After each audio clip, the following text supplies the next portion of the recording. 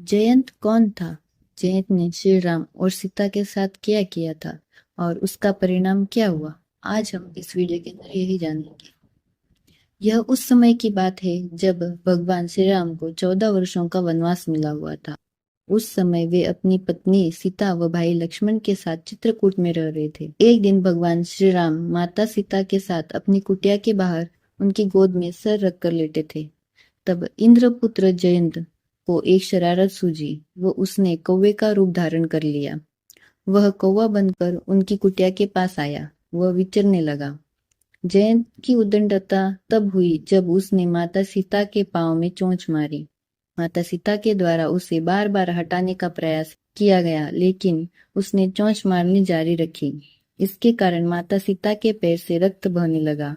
जब भगवान राम ने माता सीता को इस तरह परेशान होते देखा तो उन्होंने इसका कारण पूछा।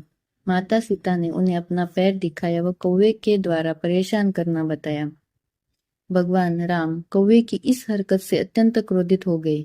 क्योंकि भगवान राम अत्यंत धैर्यवान व विनम्र स्वभाव के व्यक्तित्व वाले थे, किंतु माता सीता को पहुंचे आघात के कारण उन्होंने अपना संयम खो दिया।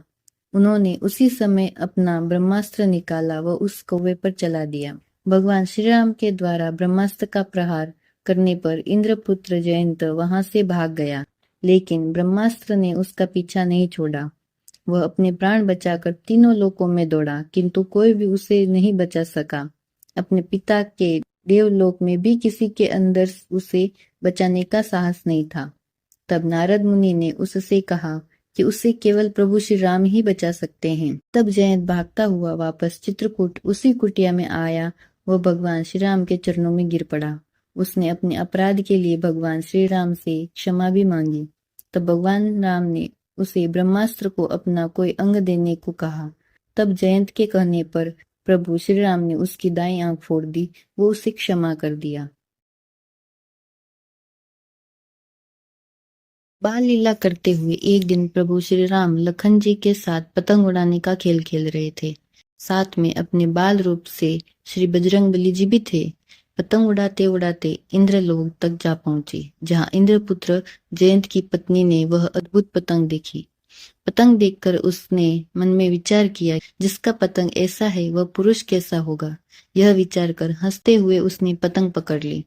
तब प्रभु श्री राम जी ने हनुमान जी से कहा कि देखो पतंग किसने पकड़ी। महावीर जी ने तुरंत जाकर देखा तो पाया कि जयंत की स्त्री ने पतंग पकड़ रखी है। उन्होंने उससे कहा कि पतंग छोड़ दीजिए। जयंत की पत्नी बोली, जिसकी यह सुंदर पतंग है उनके दर्शन करूंगी। इसी मन की इच्छा के कारण हमने पतंग पकड़ रखी है। यह बात आकर प्रभु को हनुमान जी ने बताई। प्रभु श्री राम जी कहे कि जाकर बोल दो कि चित्रकूट में हमारे दर्शन होंगे। बजरंगबली ने जाकर यह बात उससे कही और उस नारी ने मन में दर्शन की इच्छा धर कर पतंग छोड़ दी। तब श्री प्रभु राम जी ने वह पतंग खींच ली और घर आ गए। वनवास अवधि क्रम में चित्रकूट में भरत मिलाप के बाद फटक शिला पर बैठे हुए मैया के श्रृंगार करने वाले प्रसंग के बाद उसी पूर्णिमा की रात्रि में जयंत की पत्नी ने बहुत सी सखियों के साथ रघुनाथ जी के दर्शन करने आई। प्रभु श्री राम जी का रूप देखकर प्रसन्न हुई और मनोहर वाणी से स्तुति करते हुए मन की भावना के अनुरूप वर मांगकर उसे प्राप्त कर चली गई। इस प्रसंग को इंद्रपुत्र जयंत ने सुना।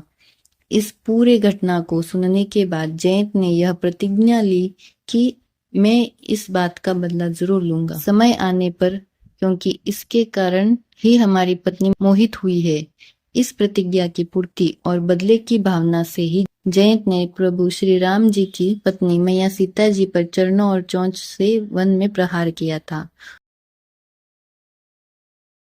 जयंत ने सीता जी के रूप को बुरे भाव से देखा था, इसलिए श्री राम जी ने उसी सींग से उसकी एक आंख फोड़कर छोड़ दिया। तभी इससे कहा जाता है कि कौवे की एक ही आंख होती है। जयंत ने सीता के रूप को कुत्सित भाव से देखा, इसी कारण काक यानी कौवा आज तक एक ही आंख वाला जीव बना रहा है। जयंत चाहता तो और अन्य पक्षियों का रूप भी रख सकता था, परंतु उसने ऐसा नहीं किया, क्योंकि कौवा बिना किसी रोक टोक के सभी के घर में समान रूप से आ जा सकता है। इस पक्षी से कोई डरता भी नहीं है। यह कौवा मनुष्यों से बहुत ढीठ होता है। अन्य पक्षी मनुष्य से भय खाकर उड़ जाते हैं, पर कौवा मनुष्य से कम डरता है। इसके अतिरिक्त कौवा चंचल और अन्य पक्षियों की तुलना में चतुर भी होता है। इन्हीं कारणों से चतुरावश जयंत ने कौवा का ही रूप रखा था और तब से कौवे की एक ही आंख है।